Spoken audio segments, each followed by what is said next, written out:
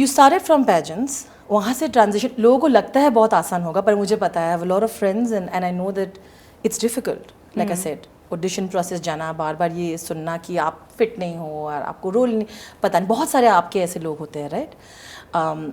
How was that phase? Because वहाँ से फिर then getting, like you said, at 18 getting Cello Divas must have been what an experience. Again I से कि जब हम चलो दिवस शूट कर रहे थे it was one of the Gujarati, जब गुजराती एरा आया नहीं था वापस, आई कैन से चलो दिवस डिड ब्रिंग इट बैक. तो we just did it for fun. But हमारे डायरेक्टर का जो कन्विक्शन था कि मुझे याद है कि थर्सडे को हम सब मिले थे एंड ही सेड कि फ्राइडे को फर्स्ट शो आने दो, सेकंड शो पूरा हाउसफुल जाएगा, फ्राइडे सैटरडे संडे पूरा हाउसफुल, मंडे से पिक्चर बूम पकड़ेगी. So we used to like think okay let him speak. We don't care, okay. और वो हुआ. फर्स्ट डे रिलीज हुआ, फर्स्ट डे फ्राइडे को 80% ऑक्यूपेंसी, शाम तक 100%, सैटरडे संडे टिकट नहीं मिल रही है, मंडे को टिकट ब्लैक में बिक रही है. और आई वॉज एक्चुअली लाइक अरे यार ये तो हो गया, ये कैसे हुआ, मतलब that did change our life. तो पैजेंट्स के बारे में मैं बताऊंगी कि मैंने शुरुआत वहाँ से कैसे की थी, that it was for fun only.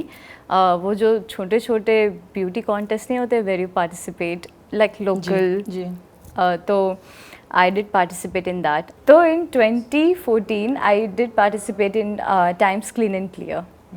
सो वहाँ पे I was state winner Gujarat and Rashmika win it south से. So we both were in the same exact pageant in Mumbai in 2014 end May. She won that contest, by the way. Yeah, in Mumbai she did one. We shared the room. I don't know if she remembers it or not, but वहाँ से उसके बाद then I did Chillo Divas और then I was into the film. It's very interesting you said कि director ने कहा कि मुझे एक ना cute सा innocent face चाहिए था. There's a lot of pressure on young actors, to look a certain way. कहते हैं कि एक they want female actors to look a certain way. A lot of actors have said that sometimes बहुत weird, they tell you to change your face, they tell you to do this. No one wants to accept who you are. It's so wonderful that your director noticed that in you. Have you felt that kind of pressure of beauty, A? And isn't it amazing that one wanted that cute face and then the person visualizes you in something like a Vash 2 where it has nothing to do with the way you look. Fantastic. Your very first question, that is, do you feel any pressure? Well, I'm a Mani Ratnam sir's fan, and all he loves is raw beauty. So that is my inspiration. The way you are, that is, no one else can be the way you are. So I haven't felt that pressure yet. Fantastic. आपको कभी did you hear some comments like that? Not that much, but someone did suggest me कि यार तुम ये करवा लो तो थोड़ा better हो जाएगा, ये करवा लो थोड़ा better हो जाएगा. मैंने सोचा भी, I won't lie. Of course. I gave it a second thought, then I was like, risk नहीं लेना है. जैसा है, I am happy. So yeah. Reading the comments for Vash 2, and they're calling Vash Level 2 one of the darkest Gujarati films ever. This is so interesting. I like to correct that. Darkest Indian film ever. Oh, okay. It is. Darkest Indian film? There is. Exactly. I love that correction. See, हाँ. Insane. मेरे नहीं, आपके पीछे एक poster है, मैंने इसका photo भी निकाला था.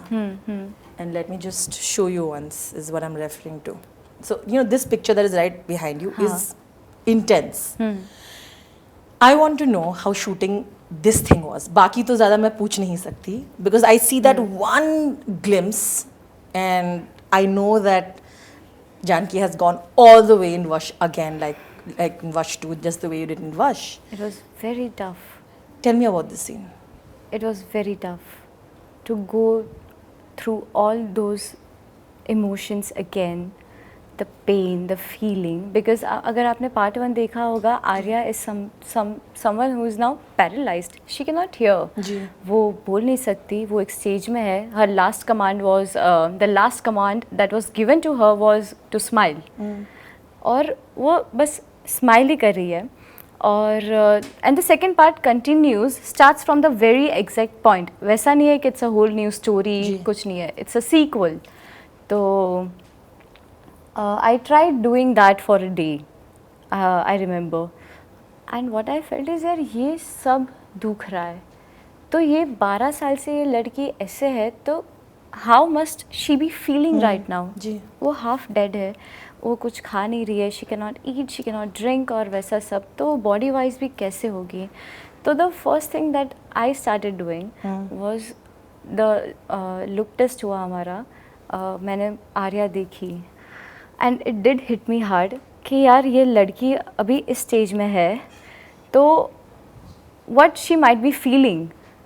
उसने खाना नहीं खाया, गाल अंदर चले गए होंगे, उसने 12 साल से कुछ मतलब मूवमेंट नहीं की होगी, तो बॉडी पूरी गल गई होगी, उसकी हड्डियाँ दिख रही होंगी.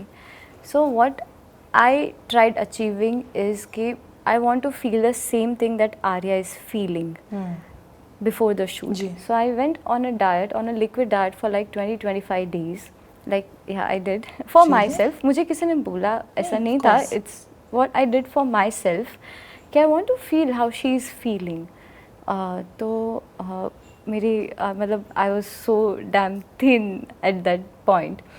और it worked for me actually.